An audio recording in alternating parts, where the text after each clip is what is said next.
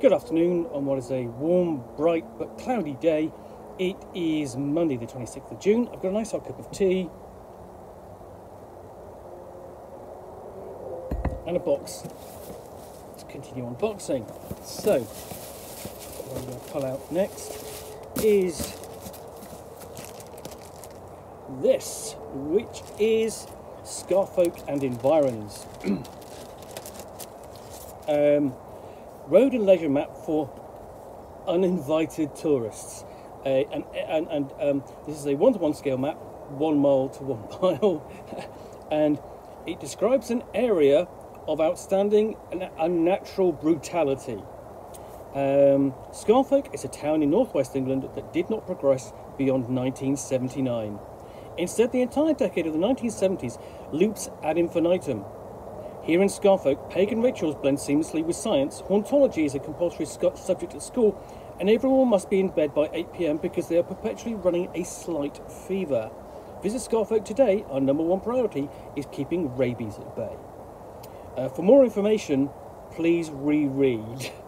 Also included, the Scarfolk postcard, a Scarfolk identity card and visa. You must carry this with you at all times. Learn more about Scarfolk in Discovering Scarfolk and the Scarfolk Annual 1970X and the blog. Now this map is from Herb Lester Associates, who also published the Hitchhiker's Guide Presents Douglas Adams 42 London Locations, whatever I did an unboxing of previously. This though is of well, hopefully a fictional location trapped in the 1970s. With all of its horror, its attitudes, and its fears, above all its fears. Because remember folks, just say no. Okay, so what we have inside is first off, and then we have, this is, so yeah. We have greetings from Britain, gateway to Europe. Okay, and it says underneath, patrol 24 hours a day, 27 days a week, and it's all barbed wire, which just sets the tone, you know. Horrible Europe, going across over there. And we have an identification card and outside visa for visiting Scarfolk, issued by the Scarfolk Council. Assuming that the holder was permitted to leave Scarfolk, the holder will never be permitted to re-enter Scarfolk once or she has left, in whole or in part. For more information, please reread. And inside, we have all the details you need to fill in. Yeah, carry this document with you at all times. Failure to produce it when stopped by a police officer or curious citizen is a capital offence necessitating on-the-spot punishment. And then it says, purpose of visit, trespassing, interfering, please leave blank. Yeah, just a number of weird details you have to add in there. And then we get to the map itself. Here we go. I'm just looking at some of the details on here. You know, we have a drive-through self-sacrifice area. Where is it? There. Inexplicable leg mound. Mob swarm hate generation plant. So you get a feel for the place. Community centre, no people allowed. And then on the back, what you have is a series of sort of adverts and warnings and announcements. Sort of like, you know, one of those kind of cheap programs for an event at your local theatre, which is just filled with, you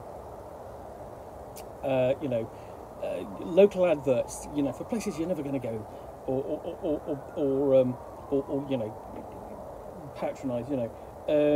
So you do start off with some important information. We've got Scarfolk passport control and organ deposit, and things like warning. Smuggling race is a crime, complete with you know, a Vauxhall, I think it's a Vauxhall Marina style car, and you'll be pleased to know that Scarfolk does have its own public transport, and there's a map of the network.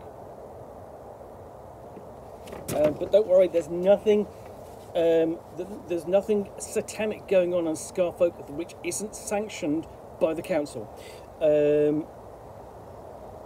Also, we have don't be dormant. Book your holiday home in Britain's hottest hotspot, Lava Land, followed by the Jingoism gift shop. Yeah, and you've got tourist information as well. And of course, you know, also come for the live executions. So that is your Scarfolk Environs road and leisure map for uninvited tourists. Quite probably one of the vilest places you'll ever want to visit, or probably not actually. But if you had the misfortune, I say misfortune, sort of to grow up in the 70s, there is a certain, it's those fears that come alive in this map and the Scarfolk Discovering Scarfolk book and annual, you know, fears about society and the authorities, and you know, you're not doing things right.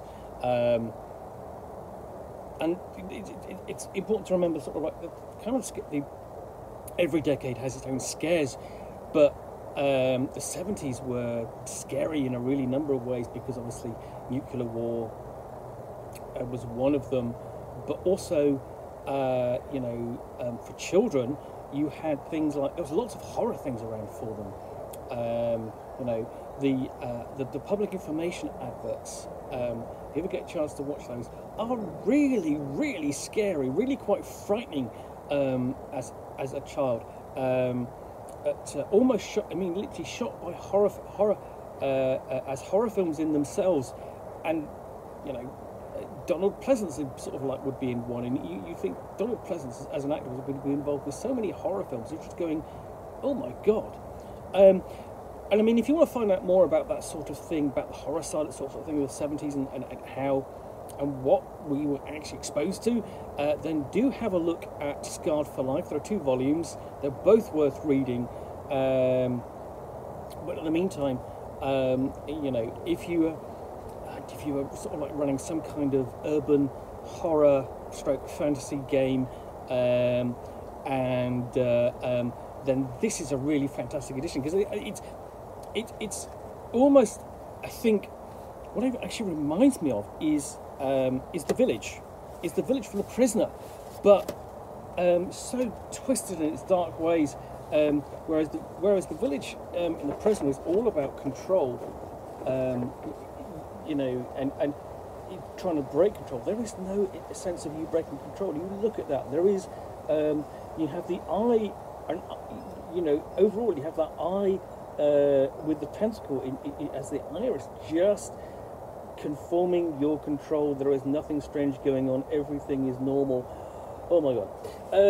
So yeah, I mean, take this and just build an adventure around it. I think if you just do doing, for example, for role playing, that why would you do that? Do it as almost like a time slip thing. Time slip into the past. It's just sort of like a compare and contrast to the horrors of today, with those of the past. Yeah. So yeah, that's Scarfolk Environs, road and leisure map for the uninvited tourist. Just so creepy and weird, and sort of like at the same time tongue-in-cheek.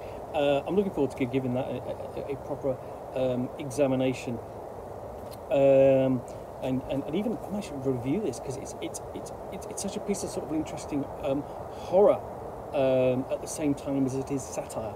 Yeah. Anyway, thanks for watching another unboxing Nook. If you've enjoyed this, then please do click on the like button down below. And of course, if you've got any comments or feedback, appreciate you taking the time to post those. And lastly, if you want to be alerted to see more unboxings of Nook, where you will see me out here with a parcel, a box containing a book or game, or in this case a map, which I'll unbox and chat about to the best extent of my knowledge for roughly 10 minutes or so, all of course accompanied by a nice hot cup of tea. Then please do click on the subscribe button down below. Thanks again for watching another unboxing of Nook. Be back again soon with another one. Bye for now.